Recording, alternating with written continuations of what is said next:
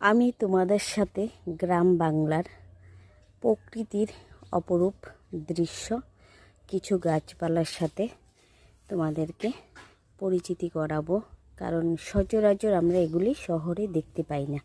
প্রথম নিয়ে নিচ্ছি তুলসী বাগান। এই দেখো পুরোটা তুলসী বাগান। তারপরে দেখো এই দেখো তুলসী বাগান পুরোটা, এই দেখো। আর আমরা তুলসী পাতা পাই না পূজা দেওয়ার জন্য, টবে বা ঘরের দরজায় লাগাতে হয়। তারপরে দেখো পাট ক্ষেত, এই দেখো বাড়ির মধ্যেই পাট ক্ষেত।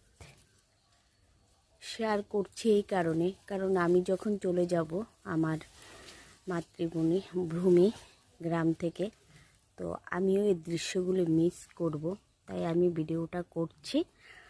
তোমরাও দেখতে পেলে, সাথে আমিও ক্যামেরা বন্দি করে স্মৃতিগুলি নিয়ে। এই দেখো আদা গাছ, এগুলি হলো আদা গাছ, দেখতে পেয়েছো? আর আমরা আদা বাজার থেকে কিনে আনতে হয়। ওরা দেখো বাড়িতে কি সুন্দর করে আদা গাছ লাগিয়েছে, দেখেছো? এগুলি সবসময় মিস করি যখন বাড়িতে আসি, বাপের বাড়িতে আসি, তো খুব ভালো লাগে। কারণ আমরা তো ঘরের মধ্যেই থাকি, অত কিছু দেখতে পাই না।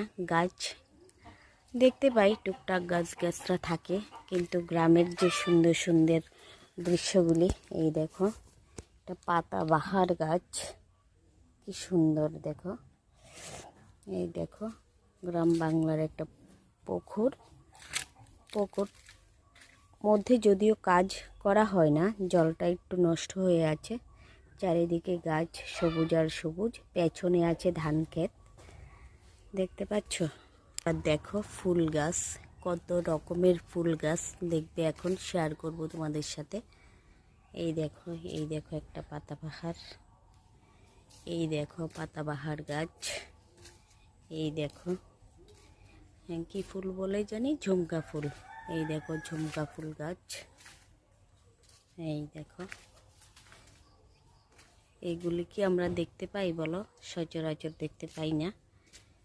এই দেখো আরেকটা পাতাবাহার গাছ, এই দেখো আরেকটা পাতাবাহার গাছ, এই দেখো আরেকটা পাতাবাহার, এই দেখো আরেকটা পাতাবাহার। পেছনে আছে কলা গাছ।